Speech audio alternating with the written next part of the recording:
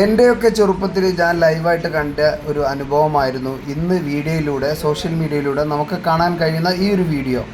ഇന്ന് നമ്മുടെ തീരങ്ങളിൽ കാണാൻ കഴിയാറില്ല ഇങ്ങനെയുള്ള ഒരു അനുഭവം. കാരണം ജനങ്ങൾ തിങ്ങി താമസിക്കുന്ന പ്രദേശത്ത് ആമകൾ മുട്ടയിടാൻ വരാറില്ല.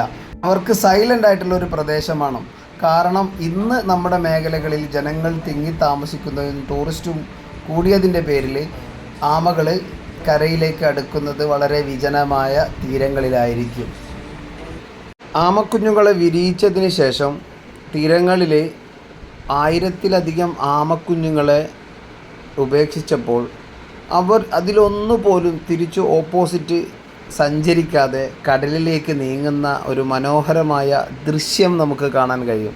ഈ ആമക്കുഞ്ഞുങ്ങൾ എന്തുകൊണ്ടാണ് കടലിലേക്ക് മാത്രം നീങ്ങുന്നത്? എന്തുകൊണ്ട് കരയിലേക്ക് അവർ തിരിച്ചു പോകുന്നില്ല? അവർക്ക് 100% അറിയാം അവരുടെ ജീവിതത്തിൽ ഏറ്റവും ഇമ്പോർട്ടൻ്റ് ആണ് കടൽ എന്ന് പറയുന്നത്.